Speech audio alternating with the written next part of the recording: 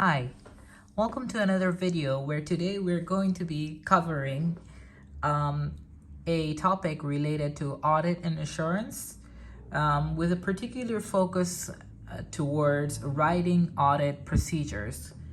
So the question and the answer extract, this is basically an answer and note that I created from P7, which is a paper that is based on advanced audit and assurance, and it's from an ACCA examination, right? But it's based on audit procedures that would be applicable in any scenario. And you have to understand that most of the time these audit procedures can either be done from a staff level or it can be done from a partner level where you are or the audit supervisor level. So there are two layers in audit. One is the staff who's doing it, and the other is the supervisor or the engagement partner who reviews the procedures that were carried out and determines whether they were sufficient and appropriate. So without further ado, let's go through the notes that I have over here. Now, first of all, we've got an answer that outlines forward exchange contracts, which is a derivative.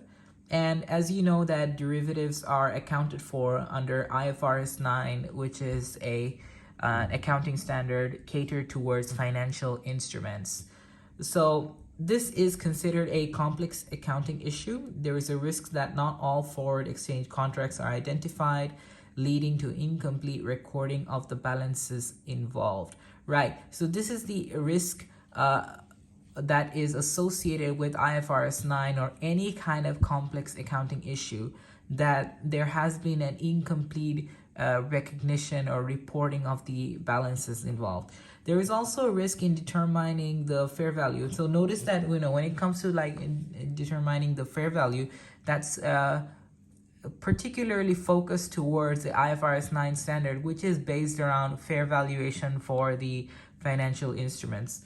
So it's not more of a generic risk with every accounting standard, but it's a particular risk with IFRS 9.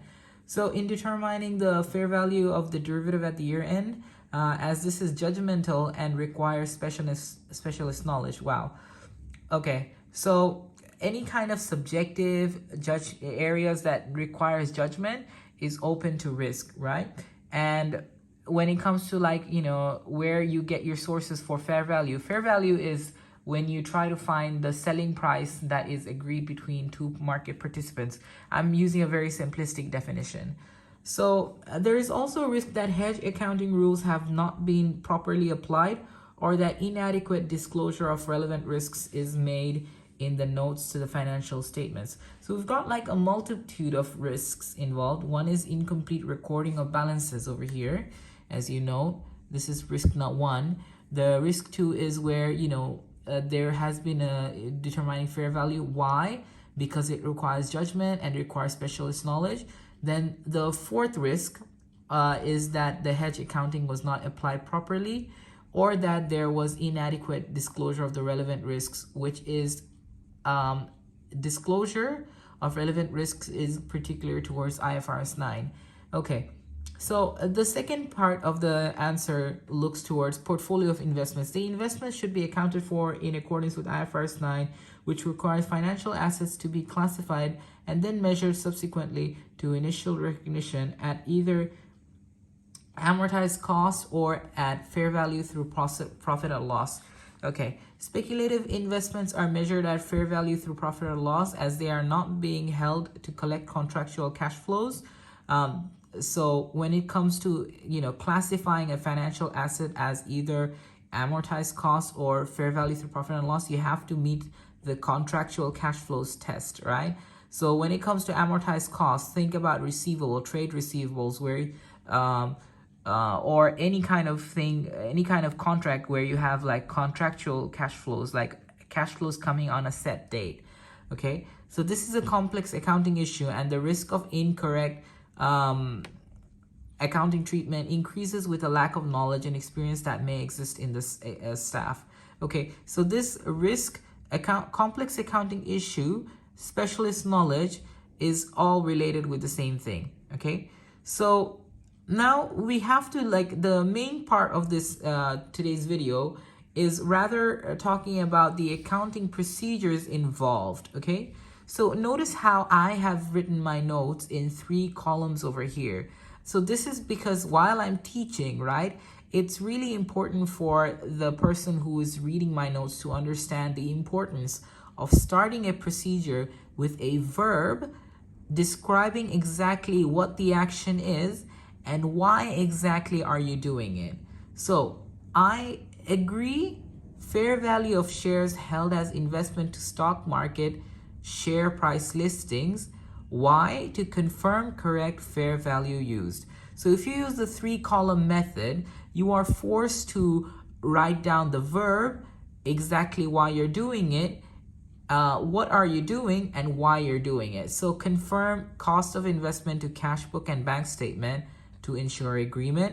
Inquire who, management. Why? To confirm correct accounting treatment to recognize financial assets at fair value. Review notes to the financial statements to ensure disclosure is sufficient to comply with requirements. Review board minutes to confirm authorization and approval of amount invested. And finally, we've got review supporting documentation of treasury management to understand scope and procedures of the management. So if you notice over here, all these procedures are linked with the sort of risks involved over here and the sort of aspects that we determined are the weaknesses in our audit and assurance engagement. So this is how the answer itself, the way it flows, is actually kind of how you come across real life issues, right?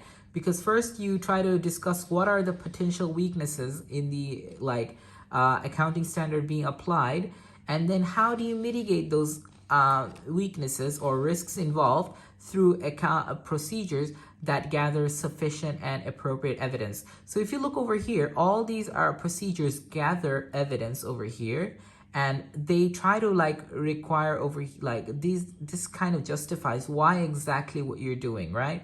So correct fair value used, agreement, which is the balances are fine. Okay, so you see over here incomplete recording of the balances involved. So this treatment agreement kind of mitigates this particular risk that you identified.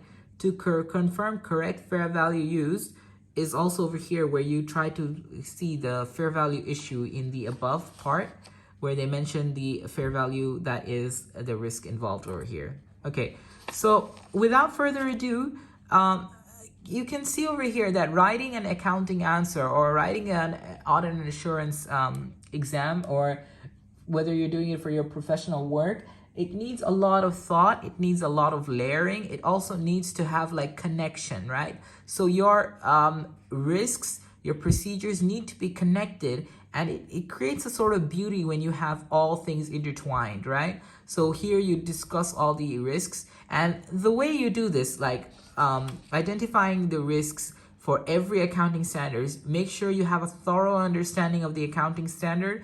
Make sure you go through all the risks, because you have to go through several textbooks answers to find out and kind of gather all the sort of risk, because it may because when it comes to accounting, you have the initial recognition, you've got the subsequent measurement, you've got different stages. So in each stage, you have to try to identify the risks and try to mitigate them. So with that being said, I'm going to end the video by saying that when it comes to procedures, it requires a lot of practice. So make sure you go and write some procedures in this format at the beginning, and you will sort of get the grasp of it, and you'll sort of find repetitive procedures that are common for certain kind of risks. So it's not a bad, it's not difficult, it's not worrisome, it's rather a thing of practice. So till next time, hope you like this video, subscribe, and comment on this video, and support the channel where possible. Thank you so much for being with me. Bye.